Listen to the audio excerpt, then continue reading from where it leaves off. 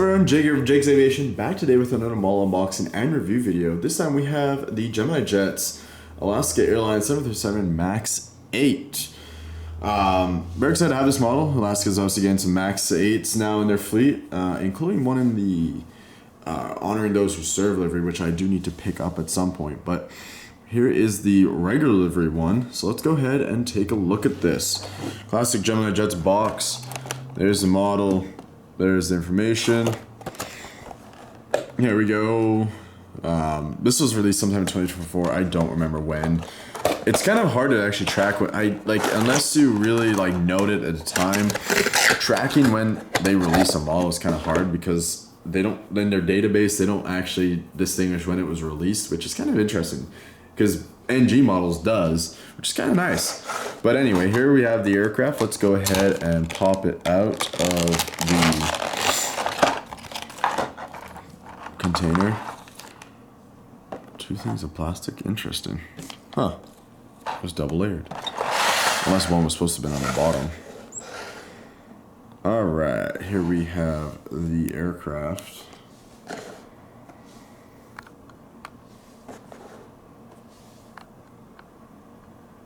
Alright.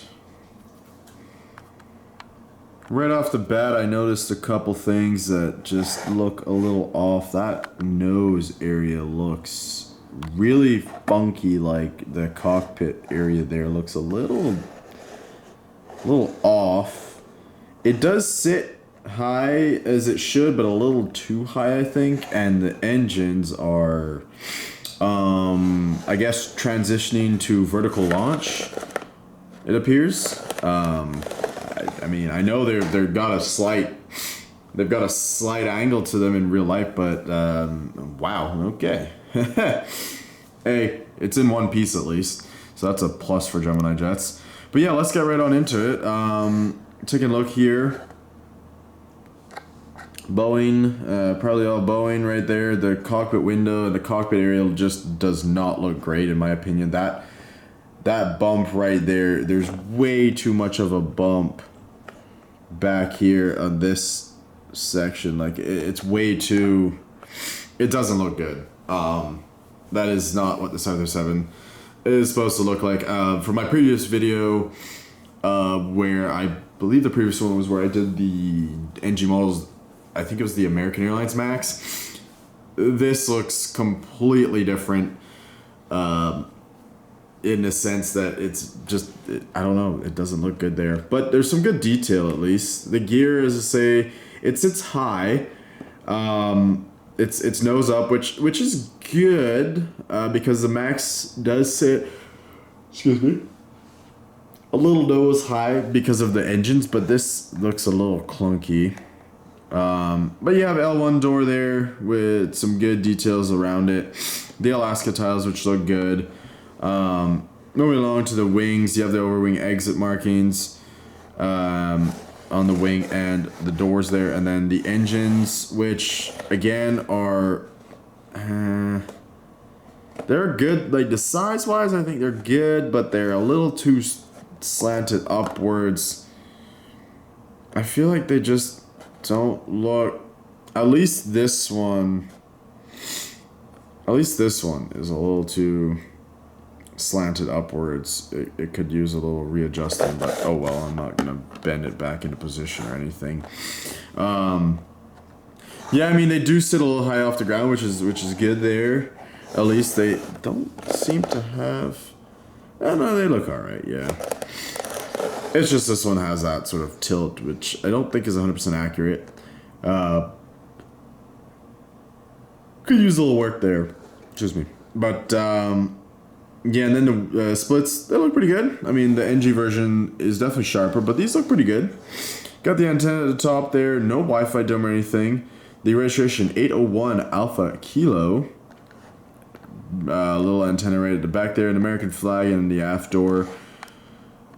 With the tail looking really, really nice. The horizontal stabilizer and everything as well. APU area right there looking good. Onto this side.